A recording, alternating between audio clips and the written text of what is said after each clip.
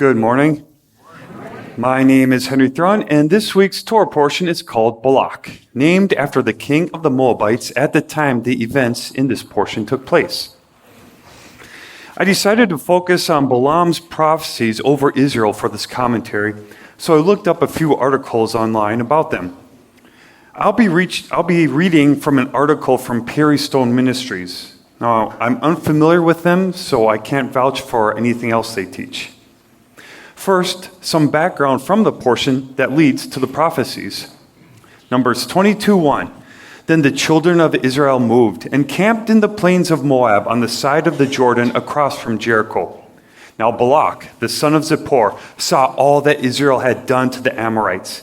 And Moab was exceedingly afraid of the people because they were many. And Moab was sick with dread because of the children of Israel. So Moab said to the elders of Midian, "Now this company will lick up everything around us, as an ox licks up the grass of the field." And Balaak, the son of Zippor, was king of the Moabites at that time. So Israel had just defeated the Amorites in battle. Balaak had taken notice and was concerned Israel might turn against them. Then he sent messengers to Balaam, the son of Beor, at Pethor, which is near the river in the land of the sons of his people, to call him, saying, "Look, a people has come from Egypt. See, they cover the face of the earth and are settling next to me. Therefore, please, come at once. Curse this people for me, for they are too mighty for me. Perhaps I shall be able to defeat them and drive them out of the land. For I know that he whom you bless is blessed, and he whom you curse is cursed." There was then some back and forth between God and Balaam before he finally went to Balaak. God told Balaam that Israel was blessed, so Balaam couldn't curse them. Not only was Balaam not a part of Israel, he had a financial incentive to curse Israel. These facts give more credence to the truth behind Balaam's blessings, as do their fulfillments, of course. Let's go to the article now.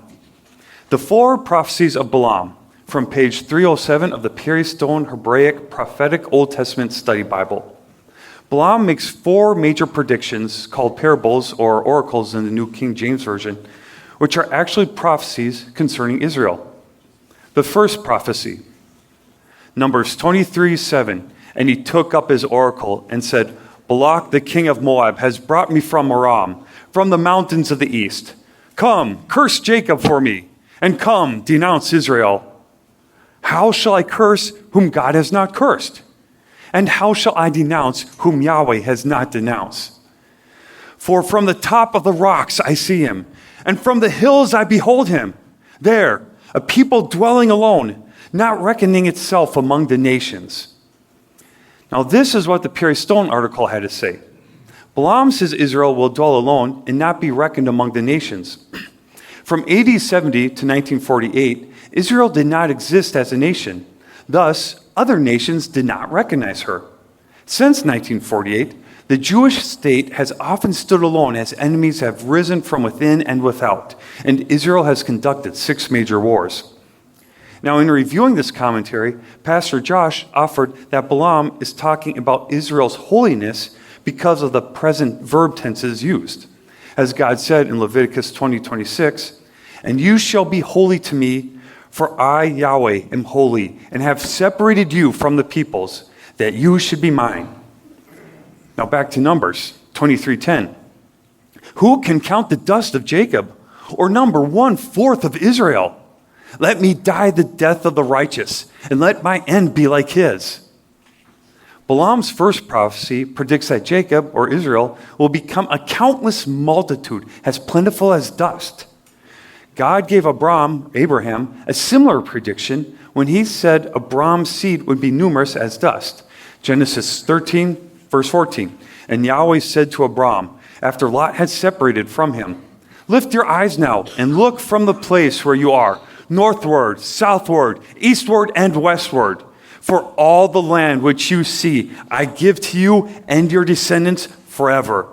And I will make your descendants as the dust of the earth, so that if a man could number the dust of the earth, then your descendants also could be numbered. Arise, walk in the land through its length and its width, for I give it to you." The fourth part of Israel may allude to the division of the camps into 4 sections around the tabernacle. From the mountain, Balaam could not even count 1/4 of the number of people in one section of the camp. The second prophecy, Numbers 23:18. Then he took up his oracle and said, "Rise up, Balaak, and hear. Listen to me, son of Zippor.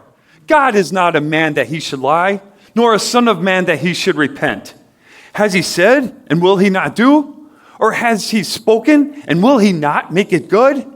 Behold, I have received a command to bless. He has blessed, and I cannot reverse it. He has not observed iniquity in Jacob, nor has he seen wickedness in Israel. Yahweh his God is with them, and the shout of a king is among them. God brings them out of Egypt. He has strength like a wild ox." Balaam states that Israel has maintained its spiritual integrity, avoided perverseness, and is destined to become a ruling nation.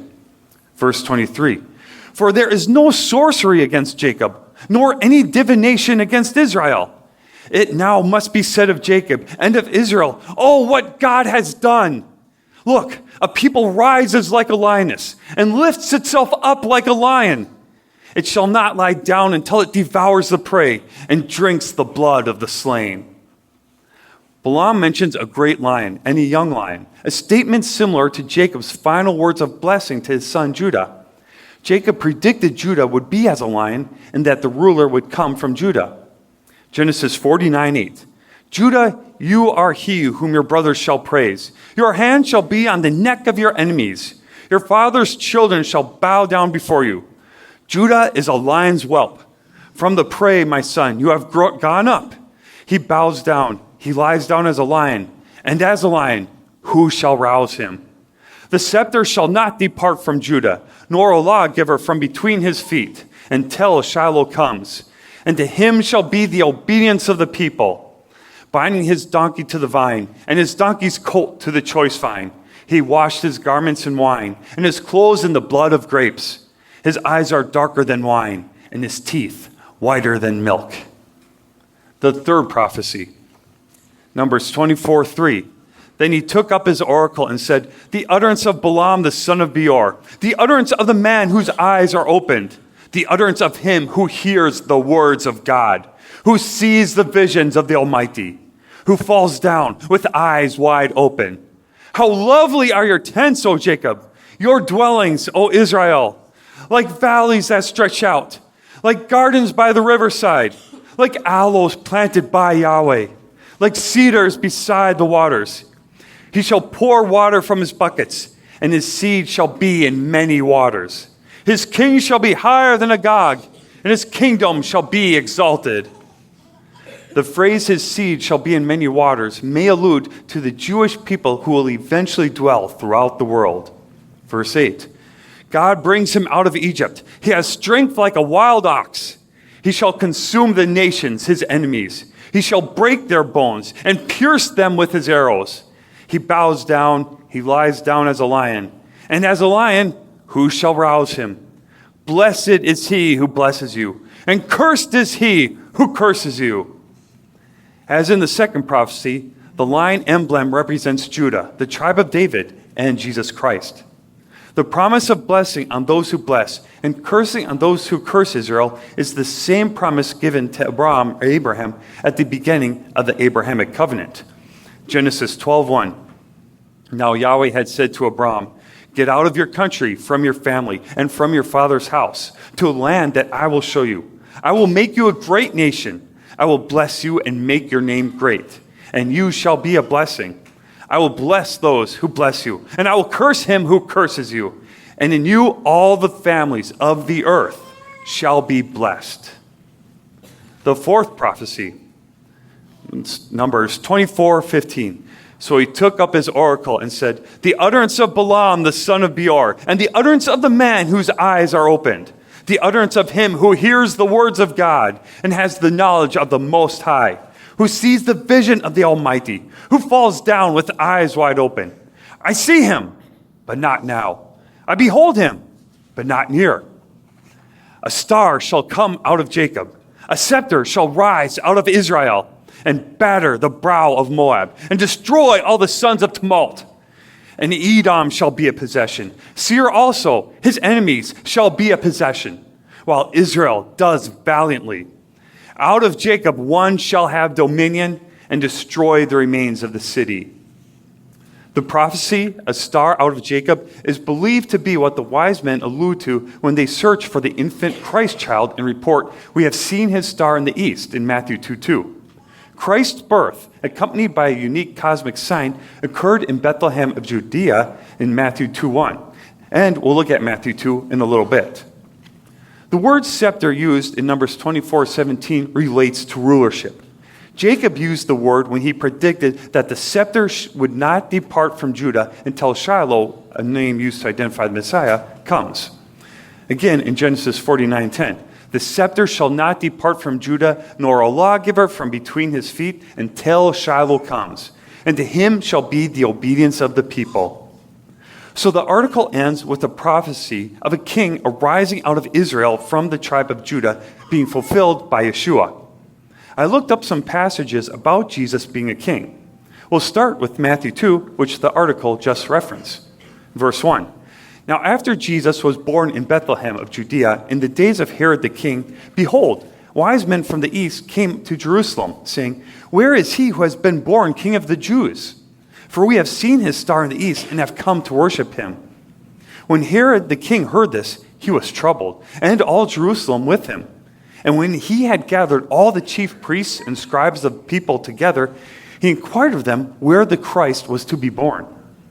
So they said to him, "In Bethlehem of Judea, for thus it is written by the prophet, 'But you, Bethlehem, in the land of Judah, are not the least among the rulers of Judah, for out of you shall come a ruler who will shepherd my people, Israel.'" Let's look at a few more passages quick. Matthew 27:11. Now Jesus stood before the governor, and the governor asked him, saying, "Are you the king of the Jews?" Jesus said to him, "It is as you say." John 1:47. Jesus saw Nathanael coming toward him, and said of him, "Behold, an Israelite indeed, in whom is no deceit." Nathanael said to him, "How do you know me?" Jesus answered and said to him, "Before Philip called you, when you were under the fig tree, I saw you." Nathanael answered and said to him, "Rabbi, you are the Son of God. You are the King of Israel." John 12:12. The next day, a great multitude that had come to the feast, when they heard that Jesus was coming to Jerusalem, took branches of palm trees and went out to meet him and cried out, "Hosanna! Blessed is he who comes in the name of Yahweh, the King of Israel." In fulfillment of Balaam's prophecy, a lot of people claim Jesus Christ as their king. As we see in the Bible, Jesus is King of Israel, of the Jews. Israel is Yeshua's kingdom. If he is truly your king, and you're truly a part of his kingdom, you're a part of Israel. Most who claim Christ as king don't seem to understand what that truly entails. I recommend watching Pastor Daniel's Discover Your Calling into Israel series to learn more about what it really means to follow Jesus as your king. Let's now enter our time of worship and praise our King. Shabbat Shalom.